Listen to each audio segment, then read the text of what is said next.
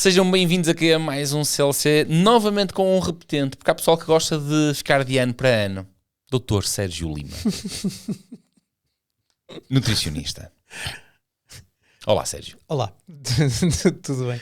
Porquê que te rires quando eu disse doutor? Também tiraste a licença gostei, de tirar um domingo? Não, gostei de ficar de ano para ano o doutor. Ok. Portanto, foi uma boa... Sabes que eu agora, eu vou dizer, às vezes tenho complexos. Tenho alguns amigos que são médicos, não é? E às vezes já me aconteceu estar com um ou com outro, ou encontrarmos em ambiente hospitalar. Epá, para mim não deixa de ser o Vítor ou o Nuno claro, ou coisa, não é? Sim. E depois quando vem o pessoal e começa a tratá-los por doutor, e por eles estarem em debate no local de trabalho deles, certo, eu fico ali um bocado inibido, que eu acho que devia também tratar por doutor. Sim. Eu deixo-me levar porque somos amigos, deixo-me levar pelas informalidades, mas depois fico ali, será que eu agora devo começar a tratá-lo por doutor Vítor? Não sei se... Pois, relativamente a isso, se calhar só pela questão de terceiros é capaz de ser fixe, mas pois, eu entendo que ficamos ali na dúvida, não é? Porque eu não quero estar... Eu no fundo sinto que, de alguma forma, aquela informalidade não se adequa ao local de trabalho dele e sou eu que me sinto mal. Certo, é isso, mas é exatamente isso. Sim. Ora bem, hoje vamos falar sobre o tipo de informalidades. E deixa-me só fazer aqui um contexto. Eu fiz um vídeo onde abordei o overtraining e o overreaching. Sim. Eu quis explicar às pessoas que uma coisa é uma coisa, outra coisa é outra coisa. Temos a obra-prima e temos a prima do mestre de obras. São coisas diferentes. Certo. Logo de seguida, o Dr. Sérgio viu o vídeo e mandou-me logo ali uma carregada a dizer assim, olha que o overtraining agora não é assim, porque existem aqui uns fundamentos diferentes. Fundamentos esses que, obviamente, e o convite surge precisamente para falarmos, para discutirmos em microfone aberto com isso, porque até acaba por se cruzar com situações com que eu, como treinador, já me cruzei na vida e faz todo o sentido aquilo que tu... Ou seja, a informação que tu hoje vais trazer aqui nova sobre o overtraining... Nova, já tem... Nova com 6 anos. 6 anos, sim. Mas 6 anos na ciência é novo, Sérgio. Certo, sim, é verdade. E ainda há muita gente que ainda não conseguiu... Ainda há muita gente que não tem isto presente. Nos últimos 3 anos fui falar para aí a 3 congressos sobre isto, basicamente. Portanto ainda é uma coisa que está... Não, nós temos noção... Na área da ciência, na área da fisiologia, 6 anos é um estudo novo. Sim, podemos chamar assim, não é? Recente. Portanto, tu vais trazer aqui dados novos sobre o overtraining, sim, para nós extrapolarmos e vamos cruzar aqui a informação. É isso mesmo. É isso? Vamos arrancar então para mais um CLC.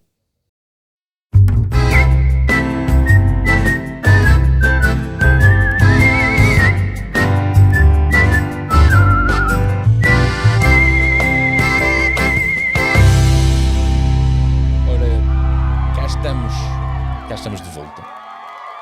Mais um CLC para falar de cansados.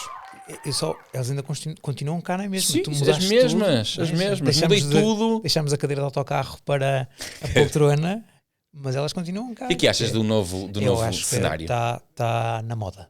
Isto agora parece uma coisa a sério? Exatamente. Agora está... Não, por acaso a outra, acho que é uma opinião sincera, a outra parecia assim uma coisa mais científica, porque era à mesa. Ok. Este parece mais assim uma conversa de café, portanto onde a gente pode se enganar mais vezes a dizer coisas. Ou seja, eu posso errar aqui, que aqui estamos parecemos que estamos naquele podcast de café. Sim, em que toda a gente tem uma opinião. Todo este conceito, deixa-me já agora só... Eu estou muito mais relaxado neste do que eu gostaria. Ali, na mesa. Olhos nos olhos aqui há uma distância. A mesa dá ali uma sensação de... Toda esta situação nasce, engraçado, como é que as coisas evoluem. Uma ocasião em que convidei, já vai uns anos... Convidei a Ana Santos e a Raquel Queiroz, sim, para fazer aqui uma coisa. Eu recordo-me, sim. E no final, a qualidade de som era tão má, mas tão má, que eu tive vergonha de publicar o vídeo. Mas eu estive para não publicar. Mas tive ainda mais vergonha de ter convidado, na altura, vou dizer assim, as miúdas, para cá, hoje são mulheres. Certo. Na altura já também eram, mas aquele paternalismo bacoco da minha parte... Epá, convidei as miúdas, foram espetaculares, foi uma conversa ali 5 estrelas, e agora como é que eu lhes vou dizer que não vou publicar o vídeo porque o som ficou uma cagada? E então isso levou a que eu comprasse aqui, fizesse investimento, na altura certo. O pessoal que nos seguia e que alguns ainda seguem no Patreon ajudaram com isto, ainda foi carote. Este setup vem que eu fui convidado agora por pessoal dos Agarrados ao BTT. Fui fazer um podcast. Fui entrevistado Sim, eu vi. pelo Zé Rocha. Uma pessoa que está habituada a entrevistar políticos. Eu também tive um prazer de conhecer. E eu fui a um estúdio profissional de gravação de som e imagem. E faz assim, não quero ter isto. Eu cheguei lá, parecia um puto a olhar para uma loja da doce. Eu disse, eu também quero ter isto. E não é assim tão difícil, na verdade. Está maneirinho. Portanto, era só para falar sobre isto. Ora bem, vamos então entrar aqui no nosso tema. Overtraining. Nós até aqui falamos, levamos o overtraining como um período ou uma condição em que o atleta é incapaz de manter o rendimento desportivo.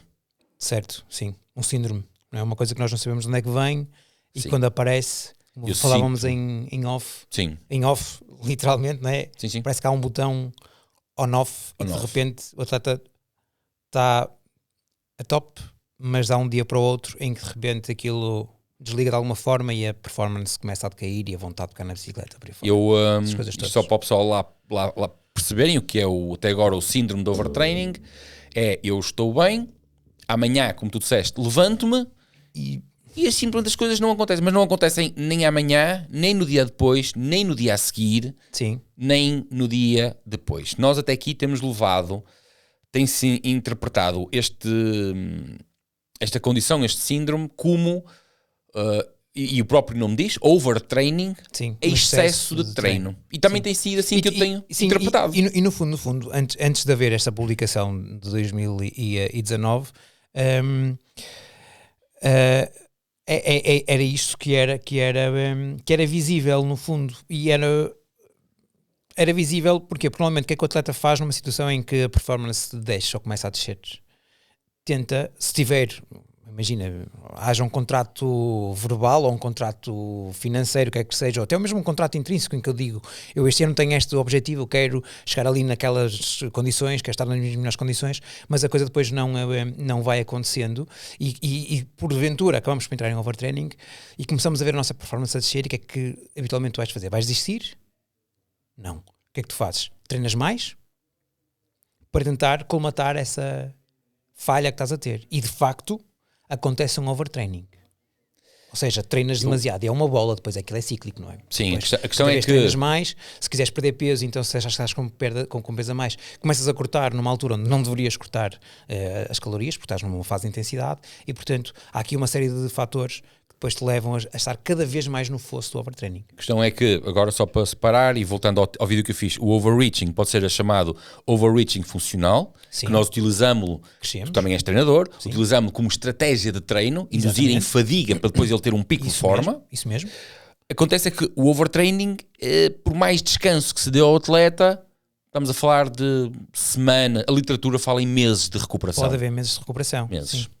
Eu agora vou falar aqui em duas experiências que eu já tive com o overtraining. E vamos chamar em overtraining até ao turning point.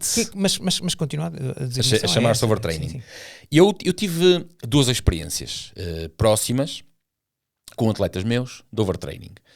Que foi há muitos anos atrás, onde ele começou a queixar-se por falta de força e eu, em vez de fazer o por mais carga, eu tive aquilo que foi o meu instinto inicial, que é levantar, dar-lhe descanso. Levantar o pé, até que chegámos ali ao fim de um ponto em que eu vi que por mais descanso que eu lhe desse, não estava simplesmente a funcionar o treino. Então foi num momento em que disse, então vamos parar tudo. Vais fazer análises, vais ao teu nutricionista novamente e houve ali duas coisas, que foi a hemoglobina estava altamente alterada, estou-me aqui a lembrar disto, com valores baixíssimos, e ele estava com 2,5% de índice de massa gorda. Isso é baixíssimo. Magríssimo. Baixíssimo, sim. Magríssimo em termos de porcentagem. Pronto. Outro caso, mais recente, já leva uns anos, mas mais recente, foi também um atleta, estamos a falar de atletas amadores, atletas com altos níveis de carga e provas exigentes, treinos exigentes, mas amadores. O último caso foi alguém cuja célula de uma forma geral, pelo corpo fora, estava de tal forma desnutrida que ele tinha, durante o sono, descargas de adrenalina para que o coração se mantivesse a trabalhar. Certo. E ele acordava de noite com tremores, porque era a tal descarga de adrenalina, o coração começava a baixar. O corpo humano é uma máquina perfeita, incrível, então dava ali uma descarga de adrenalina para não deixar parar. Okay? Quando fomos a ver, obviamente que também o médico na altura que avaliou o caso foi direto ao ponto e disse, isto é alimentação. Neste caso foi a falta de uma alimentação adequada, a entrada numa alimentação muito autodidata, certo, levou a este ponto. Que é engraçado, não é? Como é que duas situações, tocas aí em duas coisas que temos um ponto em comum, que era a nutrição, efetivamente. Exatamente. E no fundo o estudo de 2019 vem mostrar efetivamente isso, vem mostrar que o overtraining não é por excesso de treino que ocorre. Este estudo de 2019, que já me esqueci dos nomes dos senhores, não é? Que eu sou mesmo mal de nomes, como tu sabes perfeitamente. Eu acho que um é Kadegiani e o outro era Zeter, ou uma coisa qualquer. Não me recordo, eu não sou mal de nomes, ponto final. Mas o estudo, tem um estudo relativamente presente. Foi um conjunto de estudos, de 4 estudos diferentes. Foi o único estudo que teve a aprovação ética para induzir overtraining em atletas. Portanto, todos eles estavam em overtraining induzido, mas com 5 fatores. Numa primeira instância induziram alterações com um destes 5 fatores e depois adicionaram um segundo fator para ver se havia aqui alguma concomitância de fatores. Os fatores eram carga excessiva de treino, má qualidade de sono, baixa ingestão calórica, baixa ingestão de hidratos de carbono ou baixa ingestão proteica. Okay? E o mais curioso de tudo é que induzir apenas excesso de carga, ou aquilo que era considerado excesso de carga, com tudo o resto ajustado, não induzia overtraining. Okay? Ou seja, fazer overtraining não induzia overtraining.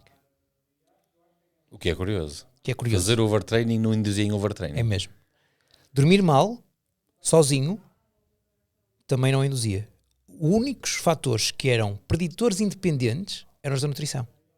Era ter um baixo valor energético de ingestão, era consumir poucos hidratos de carbono ou consumir pouca proteína.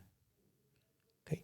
E estes eram os únicos preditores independentes, em que sozinhos, se eles estivessem presentes, ou seja, havia overtraining com eles presentes. Onde é que apareciam os outros? Numa segunda instância, se combinassem fatores, podia haver overtraining. Ou seja, um atleta com excesso de treino e mau sono podia estar em overtraining. Um atleta com mau sono e depois onde lhe era cortado os hidratos de carbono também podia ter overtraining. O mais curioso de tudo é que o overtraining, o treino em excesso, nem sempre esteve presente. Mas os outros sim. Concluíram que o descanso tinha um fator ampliador, ou seja, sempre que ele aparecia induzia overtraining, mas o excesso de treino não. É? Portanto, isto não é um overtraining. O overtraining, no fundo, é um undernutrition, que é a designação que eu às vezes uso nas aulas que dou na faculdade e na clínica, na academia, na Espregueira, aos meus alunos, que digo mesmo isto eu gosto de lhes trazer esta abordagem porque isto já mudou. Aquilo que nós temos vindo a falar, os miúdos hoje em dia no ciclismo que entram novos já têm uma visão muito diferente da nutrição que tinham aqui há uns anos atrás, mas antigamente o corte calórico para o que o ciclista se mantivesse sempre muito magro, portanto com pouco peso, o corte nos hidratos de carbono, porque os hidratos de carbono engordavam por aí fora, era uma coisa que estava mesmo muito presente e de certeza absoluta que nós tivemos imensos atletas em overtraining, que só nós tiveram em overtraining efetivamente, porque eu não tenho medo de falar no tal elefante na sala, porque usavam glicocorticoides, por exemplo, para não terem estes sintomas e, portanto, continuarem a top, mesmo com carências nutricionais. E, portanto, havia essa cultura em Portugal e eu, normalmente, nas minhas aulas, eu chamo sempre a atenção para isso, que temos que estar atentos essencialmente e priorizarmos muito bem a abordagem nutricional nos atletas ao longo do ano, para sabermos efetivamente o que é que temos que fazer em determinada altura. Nós não podemos pôr um indivíduo a perder peso numa fase em que ele está a treinar com intensidade ou perto de um pico de forma.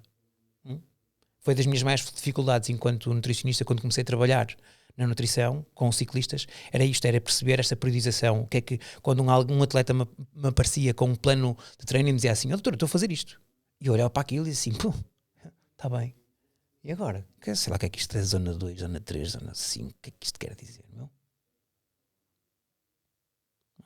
E é uma coisa muito importante, que às vezes é o que falha em alguns colegas da nutrição, que é saberem priorizar e saber o que fazer em determinada altura num atleta de endurance ou num atleta que faz uma priorização anual.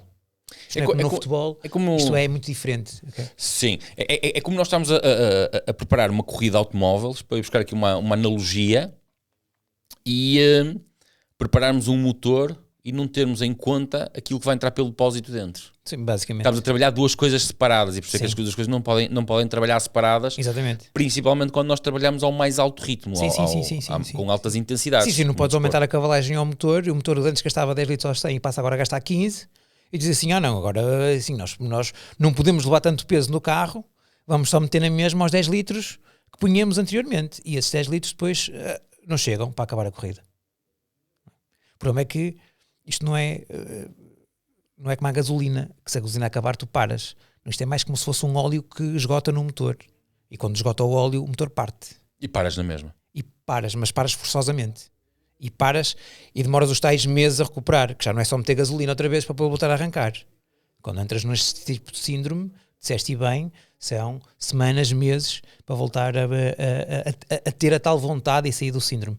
Curioso, há um estudo paralelo que se questiona como é que sai do overtraining. Como é que se sai do overtraining? Esta não foi combinada, mas estava bem combinado. Mas antes de entrar no como é que se sai do overtraining, mas é rápida. Já nessa? Okay. Mas é rápida. Como é que se sai do overtraining? Como é que se sai do overtraining? Comer como uma vaca? Não. Por incrível que pareça, é só saber que estás em overtraining. Ou seja, é só assumir a condição. Sim. É. Sim.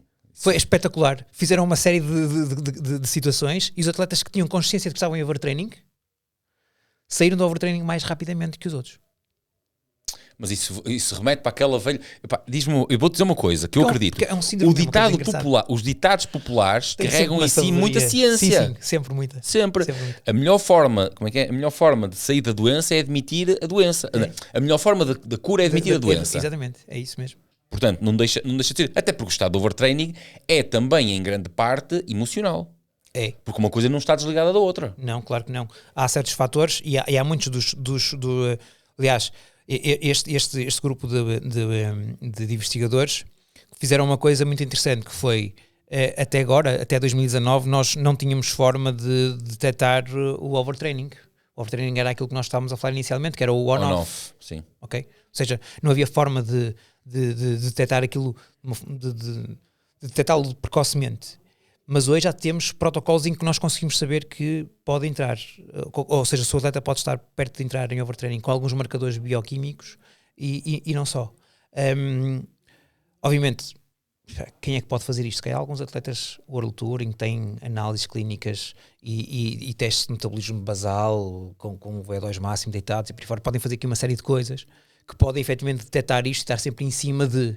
Mas o controle ali é muito grande e o peso que a nutrição tem sobre estes atletas no World Tour é muito, mas mesmo muito grande. Ou seja, a nutrição é uma ferramenta brutalíssima a esse nível. Porque não consigo entender como é que em Portugal ainda não é, em alguns... Não é, pronto, não consigo entender. Isso é o do CLC. Mas isso é o do CLC, sim. Mas eu tenho... quase certeza que a esse nível se poderá fazer, não sei se todas as equipas o farão, mas tenho certeza que se pode fazer. Agora, nós, eu, tu, a maior parte dos atletas profissionais em Portugal, atletas de alto rendimento em Portugal, não o fazem e, portanto, não tem forma de o prevenir, basicamente, a não ser profilaticamente, comendo bem, descansando bem, treinando bem. Okay? Agora, não sei se queres entrar aqui... Quais é que eram os fatores? Eu quero que tu abordes aqui a questão de quais são os marcadores bioquímicos que nós podemos ter, ou seja, Que estratégias é que nós podemos então ter para perceber, uma vez que até agora... Eu não quero pôr toda a gente ir fazer análise já amanhã. Mas é que acho que vai acontecer. Os laboratórios amanhã estão entupidos. Mas é efetivamente percebermos, porque até agora temos lidado com o overtraining como um botão on-off. Foi aquilo que lidamos, e porque ainda continua a sê-lo. E nós começamos a colocar aqui questões de atenção, que pode haver parâmetros que podem indicar que tu podes estar a aproximar-te de um overtraining. Certo, okay? Sim. Até que ponto é que isso realmente é positivo e fácil?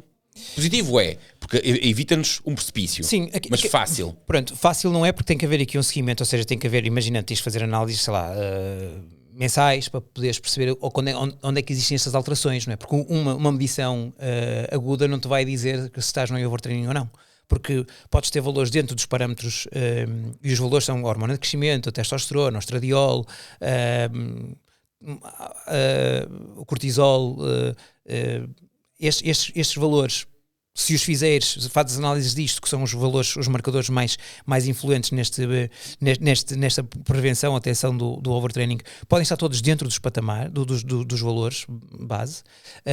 O que interessa aqui é saber é a oscilação que eles têm. Percebes? Ou seja, a interpretação que tu dás a cada um. Sim, mas longitudinalmente. Sim. Ou seja, tu podes ter os valores todos dentro dos valores de referência. Tu vais fazer uma análise hoje e está tudo dentro de referência. Mas quando fazes amanhã, estes valores têm um comportamento que pode estar dentro da referência, mas esse comportamento, se for sempre estável, e vai começando, por exemplo, sei lá, a hormona de crescimento a decair aos poucos, o cortisol a elevar-se, a testosterona a baixar, o estradiol a baixar também. Começas a ver estes valores alterarem-se desta forma, de uma forma constante. Ok, calma, há aqui alguma coisa que pode estar errada. E é um sinal de detecção precoce de... Sim, estás a levar para casa. Eu lembro daqui uns anos atrás, eu treinava uma pessoa que era vizinho, amigo de infância de um ciclista que havia na altura, porque já não há. Ele está vivo, felizmente. Sim, mas já não é ciclista. Já não é ciclista. E eu lembro de uma ocasião, ele teve um problema de saúde e ele contou-me que lhe pediram as últimas análises. Ele não tinha, ou não queria apresentar, 3 anos de análises. Era um ciclista profissional. Bom, mas aí a questão... Aí pode ser diferente. Estás a perceber a questão da coisa? Não tinha ou não queria apresentar. Certo, vamos deixar, ok? Sim. Aquilo que ele reportou foi que ele não apresentou análise de 3 anos. Como é que um atleta de alto rendimento, um atleta de alta competição... poderiam não ter. Ou seja, estás a dizer, poderiam ter. Poderiam não ter. Vamos colocar a questão não tinha. Não fazia análise há 3 meses. Não, isso eu tenho... Há 3 anos, desculpa, 3 anos. Isso eu tenho a certeza que podia acontecer. Claramente. Então como é que nós conseguimos ter... ou seja, nós continuamos a entrar no processo de on-off, porque não existe é aquilo que estou a dizer, uma profissionalização.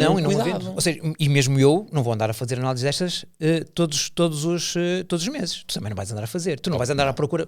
Costuma-se dizer que quem muito procura sempre encontra, certo? Quem peixe procura, peixe acha. Exatamente. Boa. Portanto, o que eu te estou a apresentar aqui do estudo é que são marcadores que são fórmulas que nos permitem encontrar, mas... Certo. O que é que nós vamos ter, o que é que nós temos também de ter aqui atenção? Onde é que probabilisticamente pode ocorrer mais overtraining? Onde? Isso é uma pergunta? É. Ou onde? Ou em quem? Nos atletas de alto rendimento, nos atletas que vivem disto. Portanto, nestes onde é suposto haver este tipo de controle, pode haver aqui esta ferramenta que pode levar a que se detecte precocemente alguma coisa que altera e que seja aqui a ser alterada e que, portanto, possa ser um sinal precoce de entrada em overtraining. No nosso caso, não. No nosso caso, normalmente, nós vamos até ao switch on-off. E depois aí temos a outra parte que este grupo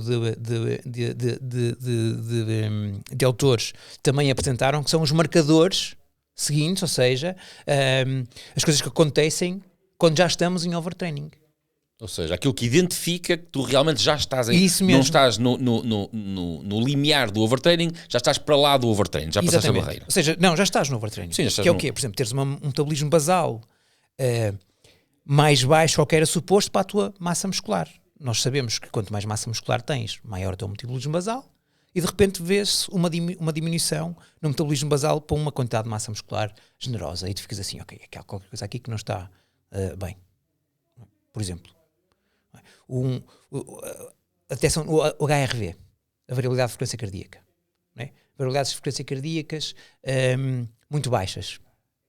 Ou então de uma forma, que esta é a forma mais difícil até de detectar, mas que é possível e é um dos indicadores às vezes, porque há atletas que entram em overtraining e podem ter HRVs altos, ou seja, a variabilidade alta, que é o que nós procuramos sempre, mas pulsos de repouso sempre muito baixos e pouco elásticos. Ou seja, quando fazem a medição ortostática, quando se levantam, não varia muito. O pulso não varia muito. Até há aquela tontura, a hipotensão postural. Começa a ocorrer com muita frequência. Okay? Isto pode ser um sintoma de cansaço acumulado e que não há aqui o fator de descanso está a falhar nesse aspecto. Okay? Pode ser um dos fatores. Sim. A desidratação constante. Não é? Mesmo bebendo água suficiente, a urina continua, parece que andamos sempre com desidratados. Okay? Ou seja, a célula está constantemente desidratada. Nós não conseguimos intracelularmente reter alguma da água.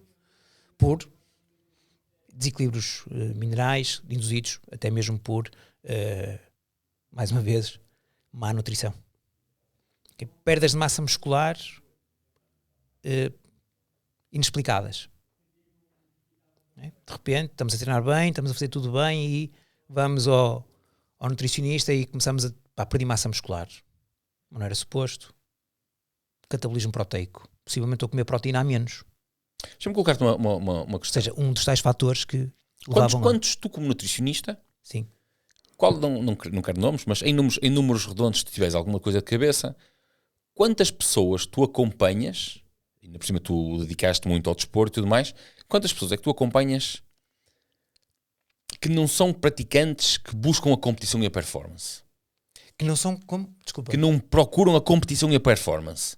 Pessoas que se preocupam, querem começar a praticar uma atividade desportiva e procuram um nutricionista porque querem uma ajuda. Ou seja, pessoas que apenas praticam... Como eu, por exemplo. Praticam e que só querem estar bem. Olha, ainda tem algumas. É? Ainda tem algumas. Por incrível que pareça, e agora isto é engraçado, a maior parte deles vem de ti. É curioso. Eu sou teu paciente. É curioso. Muito impaciente, não é? E eu não procuro competição, nem coisa parecida. Eu quero simplesmente ter uma boa forma física, sentir-me bem a praticar desporto e ver-me ao espelho e gostar do que vejo ao espelho. Estou a reduzir a população a quem anda de bicicleta. Sim, okay? sim. Não às pessoas que me procuram porque simplesmente querem mudar a sua alimentação para ficar mais saudáveis. Ou seja, malta que anda de bicicleta, que não compete e que quer comer melhor e saber alimentar-se durante os treinos e por aí fora, mas não vai a provas. Eu estou a ir buscar isto, se calhar estou a ser já demasiado complicado, porque nós muitas das vezes, eu faço a mim um meia-culpa, nós olhamos para as questões, como hoje até ao almoço falamos, sobre, por exemplo, a mononucleose, que eu sempre identifiquei muito a mononucleose na questão do pessoal do endurance, por causa da procura do peso perfeito, e nós falamos que não é assim que funciona. A mononucleose é mais comum do que aquilo que eu pensava. Sim, Acontece é que eu olho para as pessoas através de um funil. De um funil, porque eu olho aqui para... É magro, vai ter Exatamente, está a emagrecer muito, vai ter mononucleose. E acaba por haver uma relação entre isso. Uma não de causalidade. Sim, como é que é? Correlação não é causalidade. Sim, exatamente. Okay. Ou seja, aquilo que nós falamos foi, e que eu te disse é que, efetivamente, os casos que nós conhecemos de mononucleose, que acabam por ser mais públicos, não é? Sim. Acontecem em atletas que fazem, por exemplo, que são ciclistas, etc., ou que estão muito magros e que simplesmente, estão muito magros porque estão num pico de forma ou em picos de forma, estão ali numa forma muito, ou procuram uma forma elevada e que infelizmente tiveram ali uma janela de oportunidade imunológica, ou de, não é oportunidade, sim, oportunidade imunológica para o vírus, e o vírus vem ao de cima e portanto eles têm mononucleose. Tu hoje por acaso puseste-me a pensar porque é o problema de nós olharmos através de um funil. Sim. Eu só estou a olhar para o microscópio, para aquela que é a minha comunidade. Certo. E penso, isolo aqui, penso que aquilo é objetivo. É só aquela. Estás a emagrecer muito, vais levar com um Epstein-Barr na cabeça. Mas acaba por... Ou seja, nós mudamos aqui um bocadinho o paradigma e eu queria abordar aqui, alargar, quando te falei das outras pessoas, porque eu queria alargar aqui um bocadinho, porque nós achamos que isto vai ser meio rebuscado, está bem? Nós percebemos aqui, se calhar, o overtraining ou o undernutrition. Se calhar o underfeeding era capaz de ficar mais engraçado. Underfeeding. Sim, também é verdade. Underfeeding. Nós achamos que é exclusivo do pessoal do treino e do treino e dos desportistas, e se calhar também há muito uma população muito mais vasta, que mesmo para o seu dia-a-dia se alimenta mal, e depois tem as escalas, que é apatias, falta de vontade de fazer isto, falta de vontade de fazer aquilo. Sim, a questão da mononucleose, por exemplo, só pegando no caso, basta haver algum stress, às vezes até, porque o Epstein-Barr é um vírus idêntico ao herpes e da varicela e da zona, etc. E não é preciso estar muito magro, não é preciso, às vezes basta ter só uma questão de stress mais agressiva. Cortisol mais elevado. Exatamente. Cortisol mais elevado, para que haja ali uma janela de oportunidade para aparecer. Não é à toa, se calhar toda a gente já conheceu aqui alguém que em época de exames lhe rebentava herpes.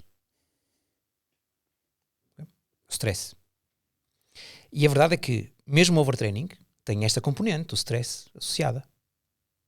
Porque também tem o cortisol elevado. Sim. Descanso. Aliás, o cortisol é uma das coisas também extremamente monitorizadas pela UCI. Não é? Exatamente, sim. Portanto, quando o descanso falha, regra geral também tu não desestressas. Okay?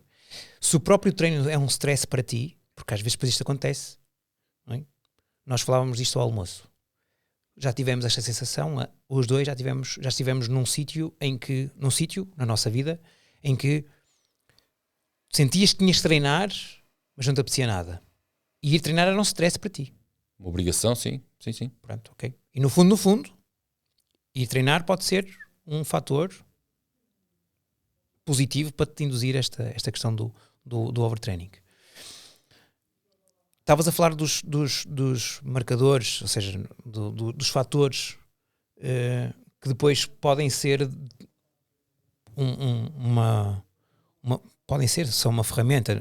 Este tal estudo também apresentou isso. Apresentava 8 marcadores muito simples. Era marcadores sim, não, e se tivesses 3 ou mais podias estar perante um início de um síndrome de overtraining. E portanto, depois disso acontecer, ou seja, se tivesses um desses 3, o ideal seria fazer um teste do Profile of Mode States, ou seja, um POMS, que são 42 perguntas, salvo erro, que depois te definem, basicamente são 7 domínios, são 7 perguntas, 7 domínios, é aquela validação de questionário, ou seja, é a mesma pergunta feita de várias formas, e que depois te faz, graficamente, tens de ter um perfil em iceberg, ou seja, um picozinho na parte do vigor, e está tudo bem, está tudo ok. E eu já fiz este teste a várias pessoas, a vários atletas meus, e tive um único caso em que isto estava ao contrário. Por incrível que pareça, eu. A ti próprio? A mim próprio. Nós, como Casa de Ferreiro Espeto de Pau, em todas elas. Muitas vezes. Não é? E portanto, numa altura em que eu queria muito estar a topo, numa altura para o ciclocross, eu apontava muito para o ciclocross, isto há de ter sido para aí em 18 ou 19, não me recordo bem, ou 17, já não me recordo bem em que altura é que terá sido, mas foi por esses anos. Eu sempre fiquei muito mais magro na altura no inverno, para o ciclocross, ou seja, sempre foi uma das minhas disciplinas de eleição, e eu apontava tudo para o ciclocross. Eu chegava normalmente ao ciclocross com 7% de massa gorda, mais coisa, menos coisa, regra geral. E houve efetivamente um dia, eu lembro perfeitamente, em Águeda, prova de ciclocross, vou correr, arranco, faço 3 voltas, sou dobrado, encosto, sento-me na cadeira e vem um amigo nosso, o Paulo Rodrigues, o Pato. Eu não posso obviamente dizer o que ele me disse aqui, porque isto é público, é óbvio, porque quem conhece o Paulo sabe como é que ele fala para o pessoal. Sabes que eu já o convidei para vir aqui a um podcast? E eu acho que... Ele recusou, e eu percebo, era muito piche. Era muito piche que ia expor. E ele chega à minha beira e diz assim, foste correr? E assim, fui. Como é que foste correr e estás aí, assim, nem estás com um ar cansado nem nada, assim, e não estou assim, olha-me este filho, como é que não estás cansado? Estás a gozar comigo, não sei assim. E eu disse-lhe mesmo assim, juro-te, eu hoje não senti esforço nenhum, mas a coisa não andava. O problema é que eu na altura por acaso já tinha tirado mestrado e tinha algumas luzes disto. Pá, e passado alguns dias fui fazer o tal POMS, o tal teste, e eu tinha um iceberg, mas não era um iceberg, era o fosso do iceberg. Um iceberg invertido. E na altura foi engraçado que foi, e pá, estou em overtraining. Ok, vou abrandar com tudo, passar a dormir melhor, vou destressar, vou esquecer esta época de ciclocross. E foi a melhor coisa que fiz, porque depois no ano a seguir foi dos melhores anos em que eu tive a nível físico.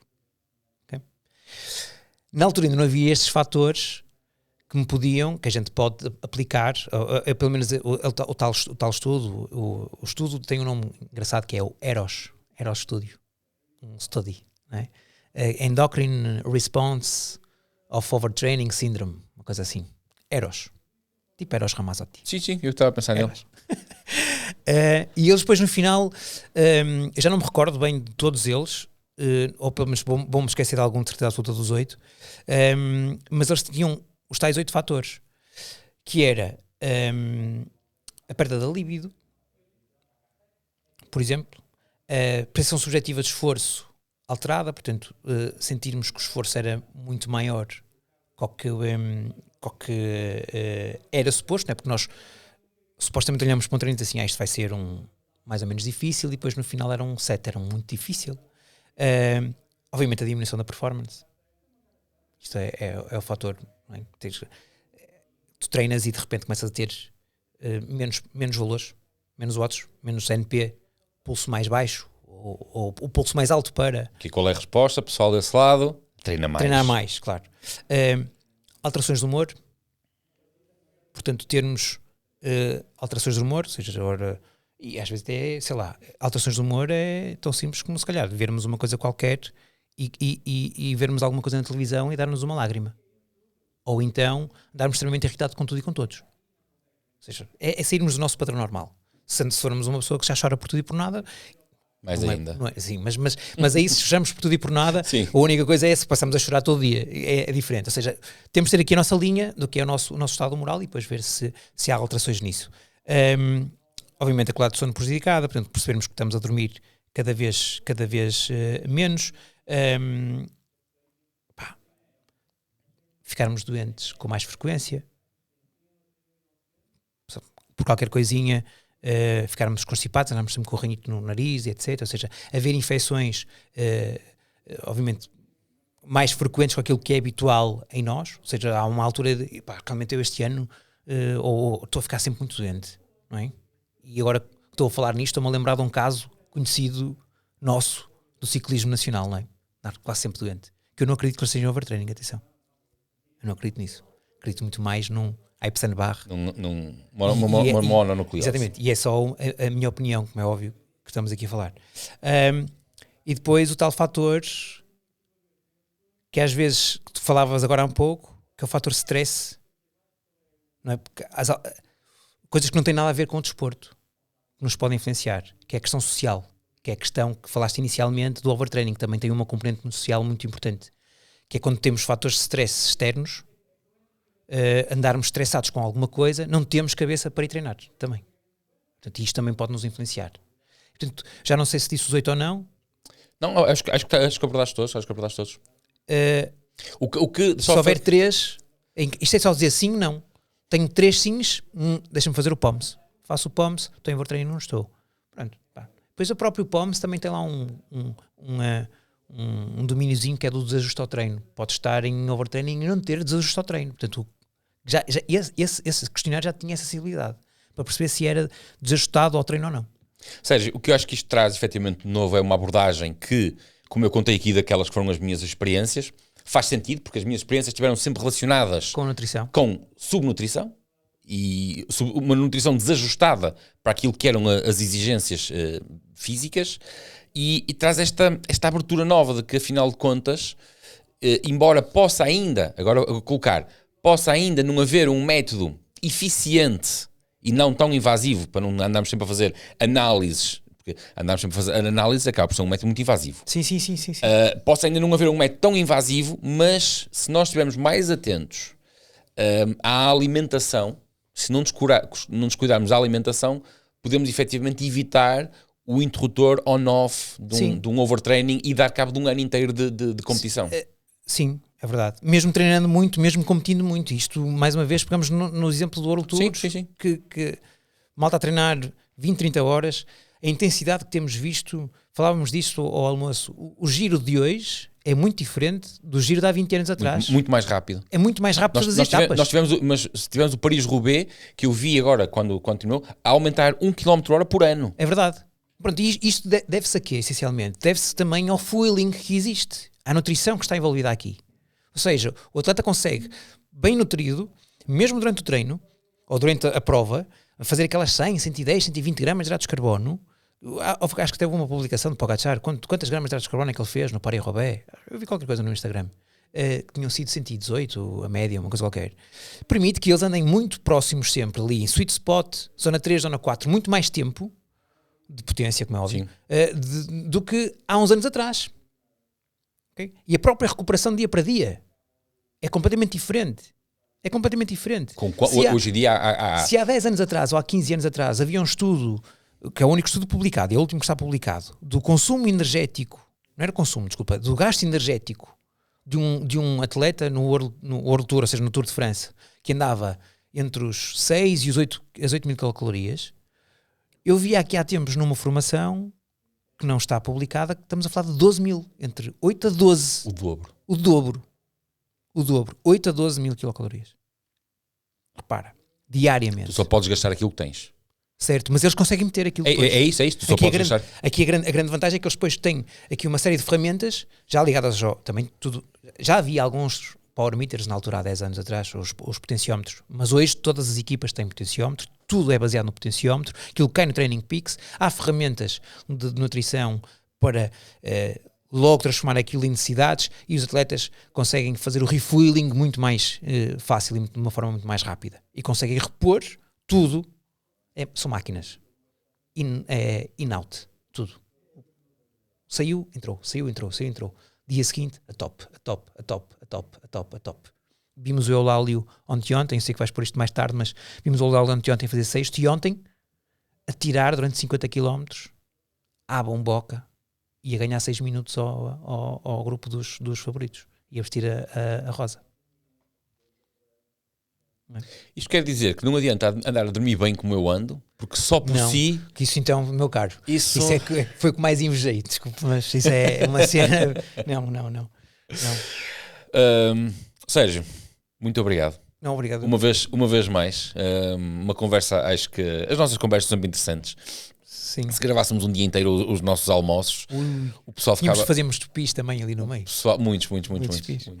Não, mas muito obrigado por esta...